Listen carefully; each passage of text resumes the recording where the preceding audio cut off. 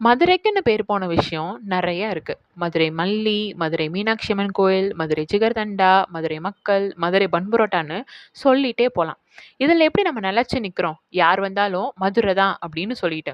இப்போ அதே மாரி இன்னொரு விஷயமும் வந்துருச்சு. அதுதான் மதுரை ஒரு குப்பை நகரம்ன்ற பேரு. ஆமா.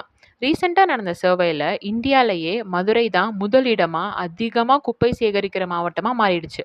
இதுல நம்ம தப்பு என்ன இருக்கு? குப்பை போடுறவன் தான் நிறுத்தணும் அப்படின்னு யோசிக்காம, நம்ம உபயோகிக்கிற பொருள் எல்லாமே பிளாஸ்டிக் இல்லாம இருக்கான்னு யோசிக்கணும். நம்ம கடைக்கு போறோம். ஒரு பொருள் வாங்குறோம். அதோட தரம் பார்க்குறோமே தவிர, அது போட்டு குடுக்குற பேக் பிளாஸ்டிக் பேக்ன்னு யோசிக்க மாட்றோம்.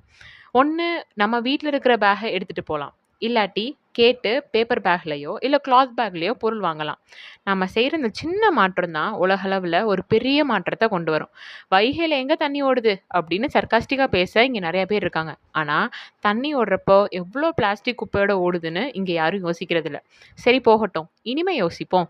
ஏன்னா, இது நம்ம ஊரு. நம்ம தான் நம்ம ஊருக்கான முன்னேற்றத்திற்கு முதல் படியா இருக்கணும்.